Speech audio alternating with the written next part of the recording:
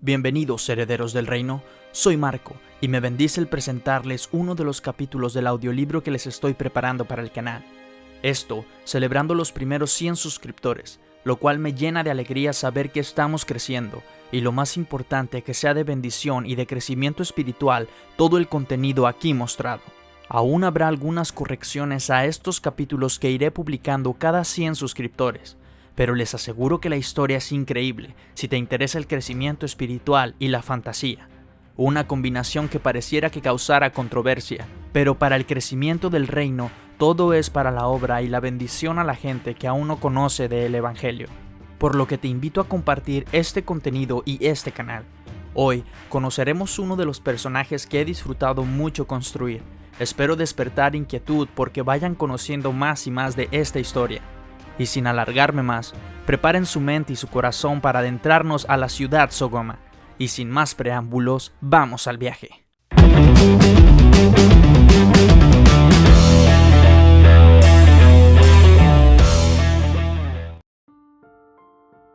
Arthur Trubet.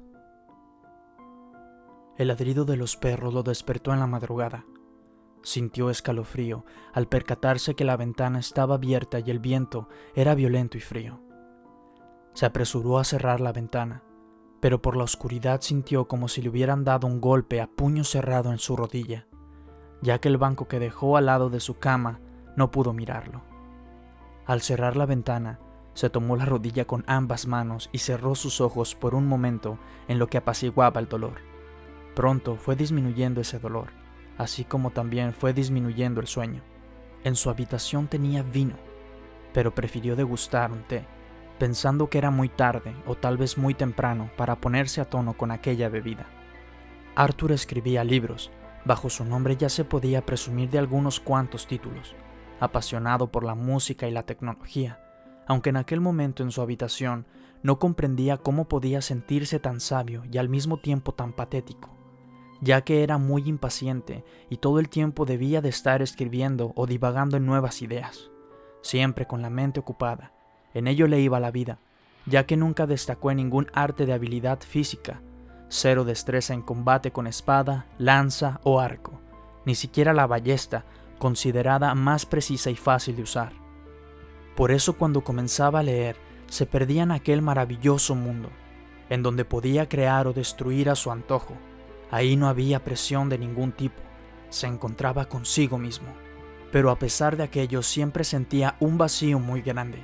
A sus 27 años tenía todo lo que cualquier chico o chica de su edad hubiesen deseado, comenzando porque tenía 2 hijos y una hermosa hija, una esposa que era hermosa mujer y lo atendía como si fuese un rey, unos padres que le querían y que estaban llenos de salud. Y aunque nunca lo conoció, sus padres le hablaban de su hermano, y que supuestamente se volvió fanático seguidor de algún dios y se marchó de la ciudad mucho tiempo atrás. Pero Arthur seguía sintiendo aquel vacío a pesar de todo lo que ya tenía, y cada fin de semana salía a disfrutar de la ciudad, el lugar en el que era fácil mantener una reputación y una familia respetable, y sumamente fácil era echar a perder todo lo conseguido, con solo una noche de locura. Pero bueno, allí las apariencias lo eran todo. No había nada más importante que lucir bien. Era totalmente importante el qué dirán los demás.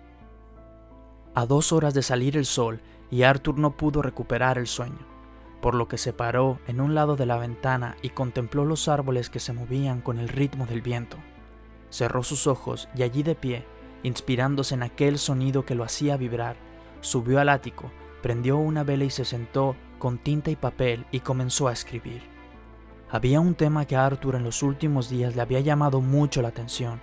Tenía curiosidad por ver a su amigo Milo, del que se decía habían pasado 8 o 9 años, que cambió su vida, que dejó de maldecir o mentir, que su vida había sido transformada por un espíritu que quitaba la maldad del alma. Arthur se preguntaba si sería verdad que la última vez que vieron a Milo en la ciudad, lo habían visto adentrarse al bosque acompañado por una fiera enorme. Le pareció una tontería al principio, pero en los últimos meses había muchos rumores en la ciudad de que se habían visto mucho movimiento en el bosque. Los taladores encontraban con frecuencia animales muertos y se decía que algunos de los obreros habían visto tigres de Bengala el triple de su tamaño. Algunos le tomaban por exageración y otros que creían se asustaban. Eso hizo que Arthur comenzara a creer en todo aquello, pues hacía 2 noches, mientras estaba escribiendo como de costumbre, había visto por la ventana circular que había en su ático un ave enorme. Aunque la vio de lejos, no tenía ninguna duda de que su tamaño no era común. Juraría que era un águila, pero no se lo dijo a nadie, ya que en la ciudad Sogoma solo se preocupaban por la vida diaria y sus deseos egoístas. Cada persona que tuviera un pensamiento, por muy torpe o inteligente que fuera, se tomaba como normal, pero si alguien hablaba de ver animales sobrenaturales, ese era un loco e ignorante. Recordó a Arthur aquella noche que vio el águila, que a Milo le había pasado eso, y esa fue la razón por la que decidió marcharse de la ciudad. Después de divagar por aquellos recuerdos, escribió 3 páginas más para su libro, y después bajó a su cuarto y se echó una siesta. «Tus fuerzas serán como las de un búfalo», comenzó la voz diciendo. Estaba parado junto a un río, y a su espalda venían corriendo incontables caballeros hacia donde estaba Arthur. Sentía un objeto en su mano derecha, y cuando bajó la mirada se percató de que en sus manos había una espada. La adrenalina de aquel sueño lo despertó de inmediato, y al abrir sus ojos por un momento veía todo de un color amarillo y rojo, y poco a poco fue acoplándose la vista. Sofía estaba parada al lado de la cama. Aunque el tono de su piel era blanco, lucía más pálida de lo normal. «¿Qué pasa, mi vida?» «No pasa nada, cariño. Ha sido solo una pesadilla, aunque debo aceptar que parecía muy real». «No te preocupes, mujer. Los niños, ¿cómo están?» «Están abajo, esperándome para servirles la comida. Es solo que cuando estábamos por comer, escuché tus gritos, y por eso me ves aquí preocupada por ti. Nunca habías tenido una pesadilla así». «¿Qué eran aquellas pesadillas?», se preguntaba Arthur, aparentando frente a su esposa que ya no pensaba en aquello, pero la sensación de aquella pesadilla la había dejado pensando todo el día, si acaso significaba algo más que solo un sueño. Bajó su esposa a la cocina y él tras ella.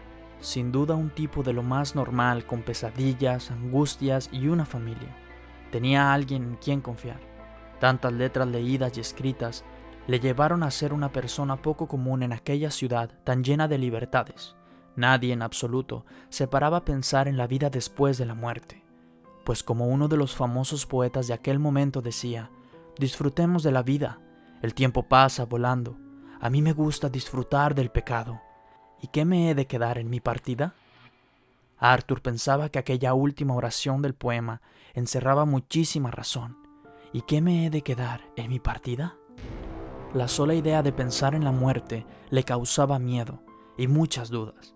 Los poetas en ese momento era una enorme sensación entre los adolescentes y uno que otro joven adulto.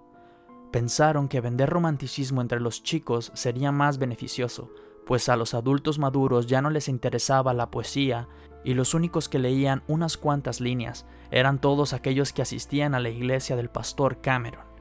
Por esta misma razón, Arthur no vendía ya tantos libros y sus artículos en los pósters de noticias eran más leídos por el suelo que por la vista. Pero siempre se mantuvo firme en que escribir poemas románticos no eran bueno para las jóvenes, que antes de los 14 años esperaban ya ser mamás. La angustia de lo incorrecto le acongojaba cada día. La salvación de su alma y la redención de la que presumían los convertidos estaba en su mente de soñador.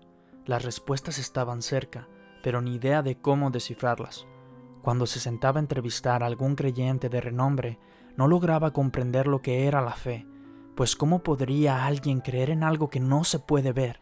No tenía sentido dentro de sus conocimientos.